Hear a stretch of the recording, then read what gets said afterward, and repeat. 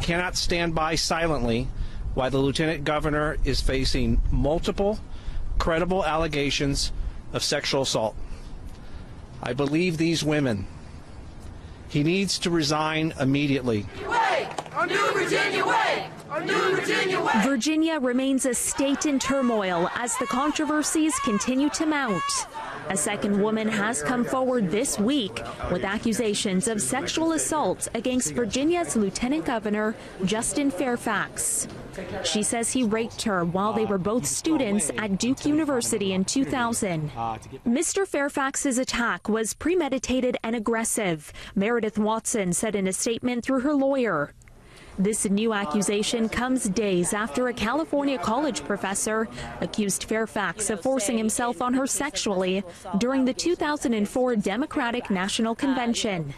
She was, very much into a consensual encounter. Should the Lieutenant Governor fail to do so, on Monday, I intend to introduce articles of impeachment.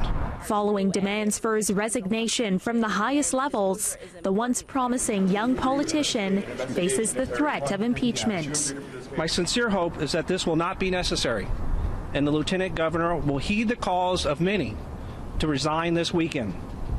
If he does not, we will move forward on Monday. It is obvious that a vicious and coordinated smear campaign is being orchestrated against me. And then perhaps the most important thing Fairfax says in his statement, I will not resign. The scandal, damaging enough on its own, caps a week of political chaos in Virginia. There's a possibility that I might be elevated to the governorship. It's at that point that they come out with the attacks and the smears. It's unfortunate. Just days ago, Fairfax was poised to take over as the second black governor in Virginia history. My fellow Virginians, when it looked as though Democratic Governor Ralph Northam would be forced out for his own scandal involving a racist photograph from his medical school yearbook. That same year, I did participate in a dance contest in San Antonio, in which I darkened my face as part of a Michael Jackson costume.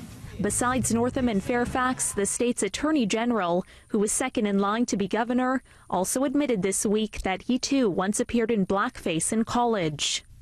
In less than a week's time, all three constitutional officers of one state have been implicated in 3 separate scandals. So I think they're very visceral, and I think it is unusual. Virginia's Democratic Party and top Democrats with presidential goals say they can no longer stand by Fairfax, raising the possibility that Virginia could lose the governorship to this man, the Republican Speaker.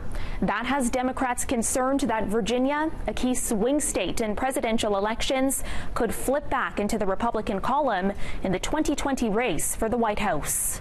But in an interview with the Washington Post published today, Governor Northam says he wants to stay in office to work on healing the state's racial divide.